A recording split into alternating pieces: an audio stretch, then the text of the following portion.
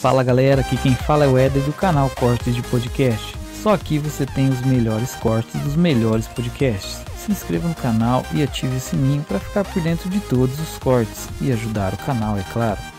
Não se esqueça de deixar o seu like e obrigado pela sua audiência. Olha aqui, deixa eu perguntar o que eu vou fazendo. Eu sou assim, tá? Eu sou muito, como fala, lógica. Aí eu vou fazendo uma linha do tempo. Eu vou fazendo uma linha do tempo. Aí já sei de você que você queria, da sua infância, já sei lá do BBB, já sei da faculdade. Estudou, né? Você estudou. A gente estuda, né, amor? Vocês estudaram. Estudei. Não, é que eu quero saber como é que veio, porque depois você foi pra rádio, tipo... Não, então, quando eu saí do Big Brother, aparecem aqueles convites, assim, tipo, vamos fazer isso, vamos fazer aquilo. Só que aí, Qual foi o convite mais bizarro que você já recebeu, você sabe? eu não sei porque eu sempre fui muito protegida, né? Não chegava até você. Nunca chegou assim, nada convite bizarro, assim. Já chegou um convite bizarro pra mim? Ai, que pena, né? Que triste. Calma, ele vamos tá lembrar, com você calma faz que a gente vai tempo? lembrar. Segurem aí, vamos lembrar de um convite bizarro daqui a pouquinho. Vou tentar lembrar de um convite bizarro. Tá. Com certeza já teve convite bizarro. Tá.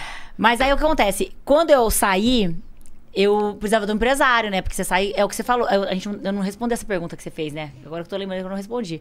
Você perguntou como que foi quando você sai e vê você famosa. Depois de andar no caminhão de bombeiros lá em Penápolis. Ai, Gente, voltamos pra Lacraia. Eu peguei. Voltamos pra Lacraia. Eu peguei e falei assim. Eu lembro que o caminho de todas as BBBs, assim, que saíam, que eu, Grazi, a maioria, a gente era convidado pra posar pra Playboy. Uhum. E aí, na época, eu falei, não vou fazer, porque eu quero ter um programa infantil. Eu queria ser apresentadora infantil. As minhas ídolas, todas elas não tinham um programa infantil. Eu falei, eu vou ser apresentadora infantil. Tá. Aí, na época, meu pai e minha irmã, que estavam tentando me ajudar, falaram, vamos um empresário pra você, uma empresária pra você. E aí, a gente tinha reunião, a gente ficou a família inteira buscar pé lá no Rio, tentando ver quem ia ser meus empresários. Só que eu acho que tinha um lance, assim, que eu sentia, que todo mundo ia aproveitar aqueles minutos de fama, uns 15 minutos de fama. Ia acabar rápido ali. Ninguém tava vendo fé que eu queria mesmo trabalhar na TV. Ninguém tava vendo fé que eu queria mesmo construir uma carreira. Ninguém tava vendo fé que eu só participei do Big Brother mais, não Pra pelo isso prêmio, mesmo. mas mais porque eu via como uma chance, como uma oportunidade de poder Ser famosa. trabalhar. E aí eu peguei... E nem minha irmã, porque minha irmã falava assim pra mim antes, quando eu falei que eu me inscrevi. Minha irmã não queria que eu me inscrevesse. Ela falava assim, Sabrina, você faz jornalismo, você fez dança, você trabalha pra caramba. Você já fez tanta coisa. Eu já tinha feito até capa de revista com o Supla. Fazia um monte de trabalhinho, fazia um monte de comercial, tudo. Quando eu fui pro Big Brother. Por que você vai participar de um reality show? Você pode... trabalhando. E naquela época tinha um preconceito também de ex-BBB. Então minha irmã também tinha isso, de ter esse preconceito. Então minha irmã não queria que eu fosse. Ninguém queria que eu fosse. Aí eu fui. Aí quando eu saí, meus pais, minha irmã falou assim, meu pai chegou pro meu irmão e pra minha irmã, que minha irmã era advogada de uma multinacional aqui no Brasil. E meu irmão tava fazendo faculdade de administração. Falou assim pra eles, vocês não larguem a Sabrina. Vocês vão montar um escritório de agenciamento artístico e vão cuidar da Sabrina. E vão cuidar da carreira dela, e vão cuidar da carreira de outros artistas. Mas vocês não podem se largar nunca. Vocês prometem pra mim que vocês não vão abandonar a Sabrina? Aí nisso, a gente não sabia fazer nada, nenhum dos três direito. E a gente começou. Então assim, então viajava tudo, parecia a família Buscapé viajando. A gente viajava junto, fazia tudo junto. Ia pra Belém juntos, fazia os eventos juntos. Era muito engraçado, assim, a família toda junto. Mas a gente é assim até hoje. Sim. Entendeu? A gente permanece unidos até hoje. Não tem que coisa demais. melhor que a família tá junto, ainda mais quando se trata de negócios também. E eles acreditam nas minhas ideias malucas, sabe? Eles levam fé nas minhas ideias malucas. Eles falam, caramba, que legal. É maluca, mas é de verdade. Então, assim, eu acho que isso é muito importante, né? A pessoa botar fé e falar, vamos atrás, vamos correr. E o pânico entrou dessa forma na época na rádio Jovem Pan. Eu fui dar entrevista, igual eu tô aqui. Eu fui dar entrevista quando eu saí do Big Brother, quando eu tinha posado pra Playboy. E aí... então não foi logo que você saiu, que você pousou pra Playboy? Uma vez eu tava indo, aí eu fiquei com medo, eu ficava com medo, eu era tipo... Eu fiquei com medo de dar entrevista, eu voltei embora. Eu falei, não vou não quero mais ir no Pânico. Aí, a minha mãe, vai. Aí eu acho que eu não fui, falei que não ia. Faltou, né? Faltei. Você tem esse histórico, né? Ainda bem que você veio hoje. Não sou mais assim, eu era assim antes.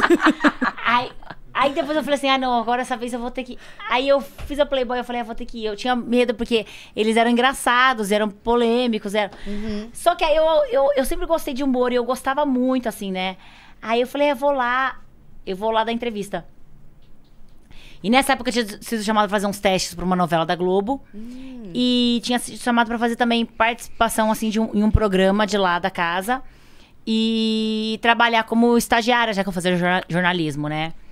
E aí eu peguei, gostei tanto do Pânico na rádio, que eu peguei e falei assim pro Emílio, eu posso voltar os outros dias pra começar a vir aqui? E a Mariana Kupfer tinha saído, não tinha mais menina lá, só tinha os meninos. Aí o Emílio falou assim, vem a hora que você quiser, japonesa, vem a hora que você quiser, desse jeito, assim, nem me deu atenção. Aí eu ia, nem falava nada, sentava e ficava. Você tá brincando? Eu ia, sentava e ficava. Aí eu já tava dentro, não tinha mais como me tirar. Mas calma, você sentava na bancada ali ou ficava tipo lá, fora? sentada com o microfone. Então ninguém te chamou. Não, eu chegava e ficava. Você quis. Aí depois fui falar que tu tinha sobre o salário, né? Eu lembro. Fui cobrar salário.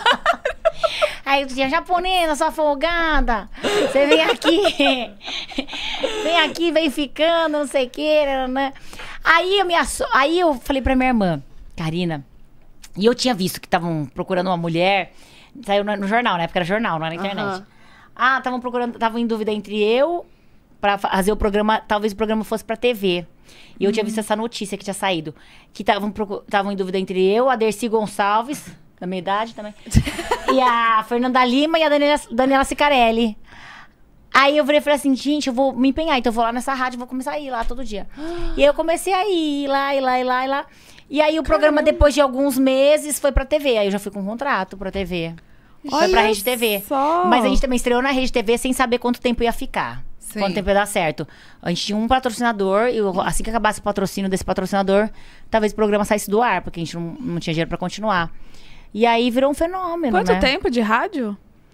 De rádio, era rádio e TV. Até hoje existe o programa de rádio. Sim. Mas na época... Que você ficou, no caso? Eu fiquei alguns anos. Caramba. Eu fiquei bastante, eu acho. Então você fazia rádio? Você fazia o rádio também? Fazia rádio. Aí depois eu parei de fazer a rádio, porque eu faltava. Não, eu chegava atrasada. E eu tinha que gravar muita matéria. Ficou muito difícil. Muita Aí coisa. os meninos que faziam muita TV também pararam de fazer. Eu trocando. Era muita matéria, muito punk, assim. Não tinha vida. A gente gravava em Brasília, gravava não sei onde, gravava isso, gravava... Era muita gravação. Sim. Era muito trabalho. E foi um fenômeno, né? O Pânico naquela época. Foi muito bom, assim, tipo, quando eu resolvi sair, não foi fácil, assim. Eu tava há mais de 10 anos. Pra mim, tipo assim, era uma família. Eu via todas aquelas pessoas todos os dias. Tipo, eu gravava todos os dias, via todo mundo todos os dias. Depois na rádio E eu vivia também. aquilo, porque era assim, primeiro era o Pânico, depois era a minha vida. Primeiro era o Pânico, assim, primeiro você tem que fazer suas matérias, pensar no bem do programa, pra depois você pensar na sua vida, assim, sabe? Então, tipo assim, eu fazia uma... Tudo eu perguntava se você achava... Eu queria saber a opinião, não porque eu sempre tive liberdade. O Emílio sempre foi, tipo, muito amigo meu, muito brother, assim mesmo. E ele sempre me dava liberdade, assim, de falar, eu vou fazer a capa da Rolling Stones. Legal. Divulgar o Pânico, não sei o que. Fazer a capa da... sabe, tipo, de moda, todas que recebeu convite. Ele, legal, não sei o quê. Isso, pra mim, ele me dava total liberdade, assim, nesse sentido. Mas o resto, a gente sempre via como uma família, então eu tinha que meio que perguntar se achava legal ou não. E aí, quando eu resolvi sair, foi de uma hora pra outra que eu virei pra minha irmã. Lembro que eu cheguei um dia e falei assim, eu não aguento mais. Falei, cansei. E eu depois eu fiz até terapia pra falar sobre isso, porque eu sou muito isso, né? Eu sou muito assim. Eu sou aquela pessoa que eu vou segurando. Aí... E vou levando. E aí, quando chega um momento que eu falo, não dá mais. E aí eu fui aprendendo com os meus relacionamentos, não só de trabalho, mas de vida pessoal, namoros, que eu namorei pouco, né? 25 namorados. Que a gente tem que ir colocando pra fora, na hora, no dia, pra não acontecer isso mais na minha vida. Porque eu chegou num momento que eu falei assim... Cheguei e falei pra Karina assim, não dá mais. Eu falei, eu não quero mais. Eu falei, tudo que eu amei sempre, eu falei, não tá me fazendo bem. E aí a Karina falou assim pra mim, a partir da semana eu posso ouvir as propostas? Eu nunca tinha ouvido. As emissoras me ligavam e eu falava assim, não preciso ouvir. Caraca! Eu achava que eu era muito, muito, muito fiel. Eu falei assim, a partir da semana você pode ouvir. Em menos de um mês eu já tava saindo. Em menos de um mês eu já tava indo pra Record. Já assinei com a Record. Teve alguma coisa assim que foi o estupim, sei lá, que você falou, não, agora eu não quero mais? Ou não, tinham coisas, mesmo? assim, era convivência, era tipo, eu pensei muito em mim. Eu falei assim, eu preciso, vai passar, eu tô com 30, eu tava com 33, 35? Eu tô com 40, faz 8 anos, 33, 32, 33. Eu falei, eu quero casar, eu quero namorar, eu quero viver, eu quero viajar. Eu sou assim, eu sou muito responsável.